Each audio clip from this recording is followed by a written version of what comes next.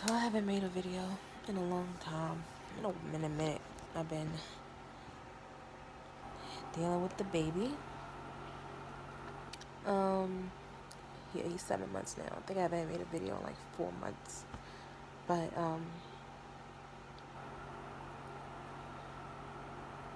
pregnant again. 3 months pregnant again. Um, it's different this time. Not as sick. Um, keep getting these sore throats off and on, but I'm not really that sick. I still have, like nausea and stuff like that, but I haven't been eating right at all.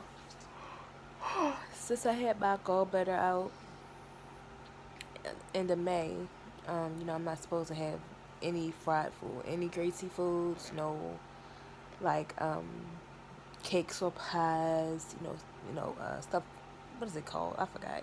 But I'm not supposed to have like chips and stuff like that. Sodas. I don't drink sodas, but I'm not supposed to have any of that stuff. But I do have.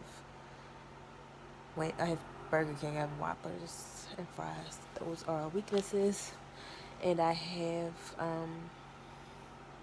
mostly it's just the Burger King, the Whoppers, and egg rolls. Like addicted to Chinese food, egg rolls. But I don't eat Chinese food a lot. I have that like once a month. But the egg rolls are addictive, and I might have a taste for the chips or ice cream. If I want ice cream really really bad, I'll have the Lactaid ice cream. If I want cereal really really bad, I'll have Lactaid milk, and I'll mix it with water so it can still be like super super thin. But yeah, this pregnancy so far so good. I'm very scared, very nervous because this was not planned, and I literally got pregnant when my son was like 4 months. So um more I'm worried about myself, my health, the baby's health, just hoping and praying that everything turns out fine and that the baby comes out healthy and that I am healthy after the birth and I survive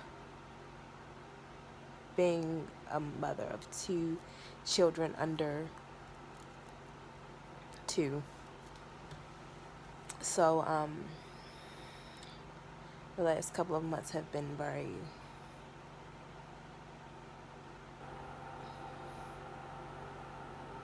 hectic, and not really hectic because with everything being closed, it's just been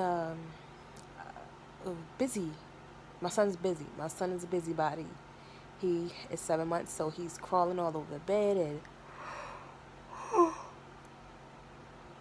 he's just trying to get and put everything in his mouth. And with everything being closed, we don't go anywhere except for like to the market, Walmart. That's it. Like my mother's house, and that's it, because I don't know what the hell is going on with this coronavirus.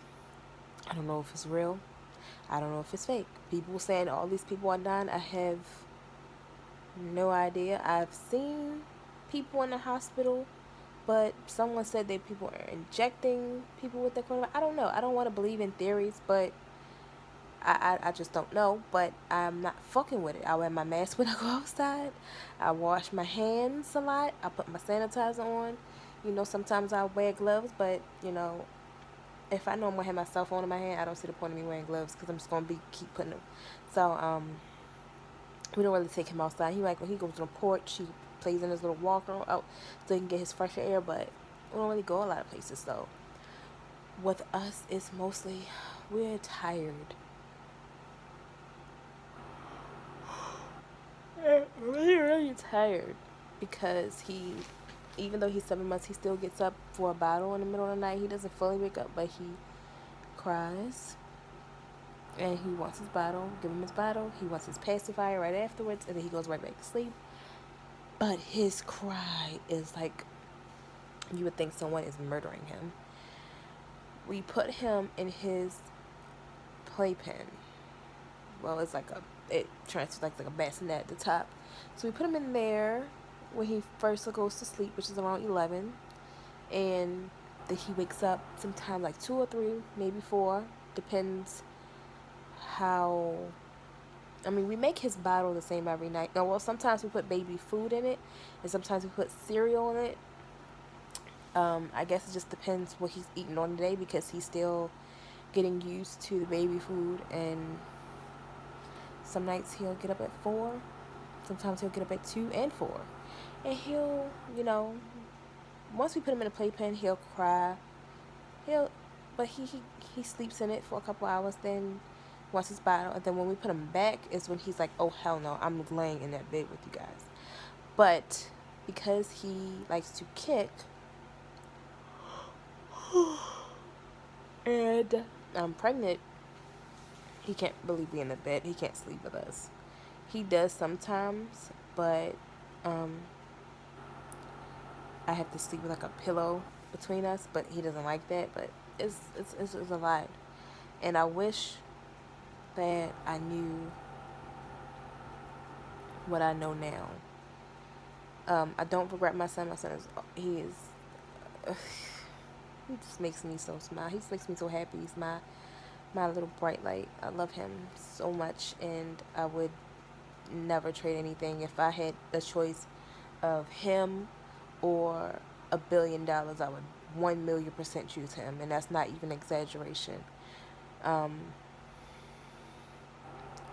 he is, I don't know, he's just so, it's my son, it's my baby, and I just wish that I was more prepared, especially with another one coming. I thought that I could be a stay-at-home mom. I thought there were more stay-at-home mom jobs out there. There are no jobs for stay-at-home moms. And I should have known better because I've been looking for a stay-at-home job with my stomach condition. But there are call center jobs. There are jobs out there for people who want to, who can do stuff over the phone. But when you're a stay-at-home mom, you have children, which means there's noise that you can't control, and you can't, you can have the children sleep for a while, but out of nowhere someone's screaming out of their mind. So you can't be on an important phone call with someone that out of nowhere someone's screaming bloody murder because they want a bottle or a pacifier or something. So I wish there were a lot more jobs for moms who stay home, but they're not, which means I am still I'm still living off of a really tight budget. Now, this was my dumbness because I got a phone call from someone from Energy Assistance saying that I qualified and to fill out some application, and I was like, okay. So they told me I did not have to pay my utility bill because they were going to pay it, and they paid up to $3,000. So I'm like, okay, shit, I need to save money as much as I can. So I did not pay my bill for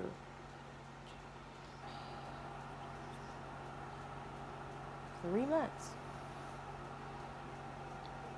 Well, the first month I didn't pay because they told me. The second month, I literally didn't have the money. And the third month, I literally didn't have the money because the bill got so high that even if I would have paid off the month before, I still would have been behind. So I'm calling them and I'm like, look, my bill now is at this amount and I don't know what the hell I'm doing. Like, is this real? So they said, I mean, it's a real thing. It's not a scam or anything, but they're taking a long time. And then turns out that they needed more information, so I sent them over the information they needed. They didn't even check the email. I had to call and let them know they had to check the email. So basically, my Beach-Knee bill is at $1,000 now. Now, I told them they need to come out and check something because there's no way in hell I have a $300-something bill for 1 month. It's no way in hell. So, I set up a payment plan, put myself on a payment arrangement, and set myself up for budget billing, and just gonna see how that works out. I fucked up, so I've been very stressed and wishing that I could just find a job from home and with my boyfriend. I don't know what the fuck he's doing, honestly. He says he's looking for a job. He says he's gonna go back to work, And I'm not gonna stress him about it because, yeah, I'm not gonna do it. One, I'm gonna give you until a certain date. If your ass isn't at a job by that date, you're getting the fuck out of my house. That's just it. Because I dealt with this shit in my last relationship. Lazy men, I don't like it. Now, when I first met him, he was far from lazy. He had a job. He was taking care of his parents. He would come over here. He would take care of me. It was never an issue. When you come to stay with me and then all of a sudden you don't have a job, I get it.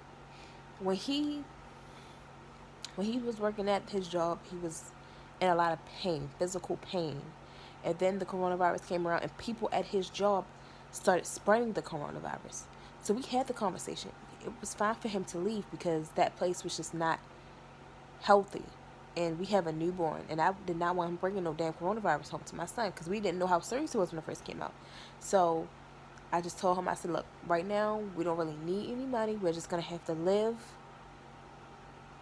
like the Jeffersons, you know? We're gonna have some vegetable soup sometimes, and you know, oatmeal for breakfast, and just we're gonna have to stretch it a little bit. And so we did, and we were fine. And then you know, birthdays came about, and then the children's birthday, not ours, because I really don't celebrate mine. I think I had surgery like a couple days before Mother's Day, and my birthday's like a week after. So yeah, but the children's birthdays came around, and then money, the extra money that we did have went to the children, because at the end of the day, the children are being affected in a way that we can't imagine because we're not kids from this pandemic, and I need them to have some type of happiness. And I was just saving money just for a rainy day, so that money went to them. And a lot of people would not understand that, but I really don't give a flying fuck because you're not me. But like I was saying, I just wish I knew what being a stay-at-home mom was, because I prayed to be a stay-at-home mom. I worked all my life, and it became very repetitive. You work, you get paid. You work, you get paid. You take a vacation, you go back to work again. It's a very repetitive thing, and I would miss my son so much, and I was like, I wish I could just be a stay-at-home mom and not have to worry about paying bills, not have to worry about food, not have to worry about anything. I just stay home and be with my child, watch my kid grow up and not miss stuff. And then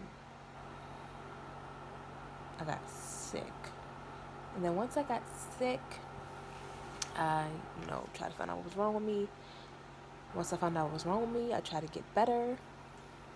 Then I got pregnant, and I was on bed rest for a really long time, and then had the baby, had my gallbladder removed, had a stone removed from my bile duct, and I got pregnant again. And so, yeah, that was it. And then I became a stay-at-home mom. It is the hardest job in the world. And I hate that people belittle stay-at-home moms and think that we just sit at home and watch TV all day. I couldn't watch TV to save my life. I attempt to watch TV, but my son will not let me. It's abusive.